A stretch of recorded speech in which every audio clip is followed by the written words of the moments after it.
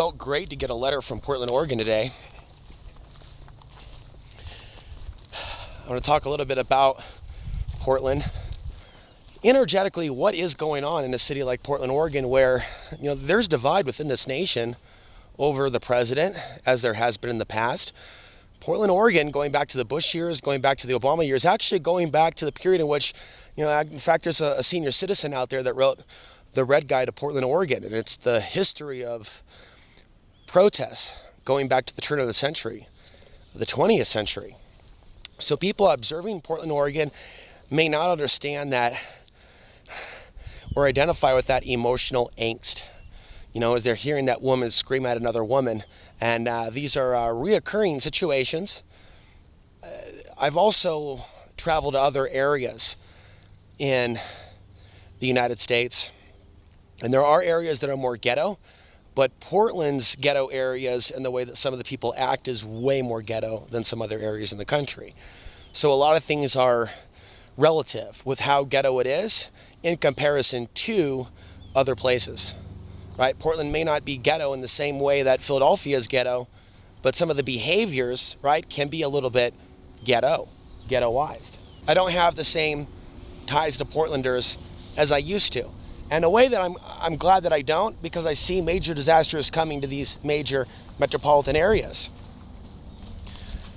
I also realize that this is a world of incredible suffering, and we shouldn't try to cling too long to this current reality.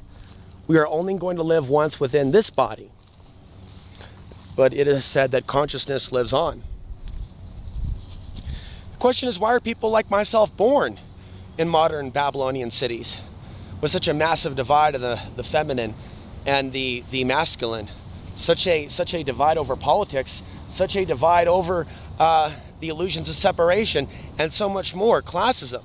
Why were we born into such a world? Now, we were asking this question earlier when I went out into nature, and I'm bringing it up again.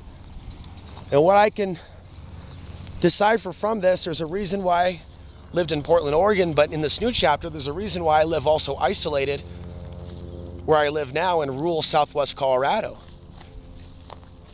Despite some of the negative things that could be said about Portland, I also want to remind people there's also a lot of soul there. That's why they're suffering.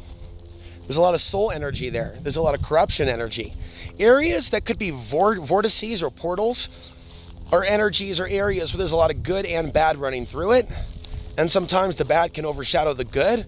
Sometimes the bad can sabotage the good, or turn the good people against each other, or infect them with thoughts that are not their own, so that they may not recognize their brother and sister. For many years, many Portlanders did not see me as a friend of theirs, or someone to extend a helping hand to. And I feel like that was for a reason. That was a part of some sort of hive mind consciousness. I was basically saying that you're not one of us. And there was a lot of pain that I went through in 2014, 2015, feeling like a reject of the Portlanders. And now in hindsight, it set me free. It set me free. To date, that's one of the most sacred spiritual experiences I've ever had, is going back to Portland with nothing, rising up out of those ashes and leaving for the last time. It was also a critical part of my experience and my journey to live in Costilla County for 9 months and a year. A world that's going through so much magnetic flux from extreme solar, lunar, and other celestial influences, including the unnatural electromagnetic pollution that can add to the quote-unquote bipolar society. I miss my friend in Portland. I'd like to see him. And it's like, as if I'm explaining to him now, and I know he understands as others, it is not the same Portland. Now, Alex Ansary is going to be Alex Ansary wherever he goes. Super sensitive, super aware to certain things, overthinking certain things.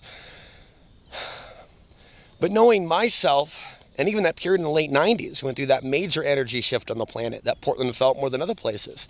And a lot of people were doing heroin because it was all over. I remember what it felt like to be a Portlander then, and to be hanging out with my friend then, and then what it felt like in the 2000s, and the influence of the cycle as we went into 2009, 10, 11.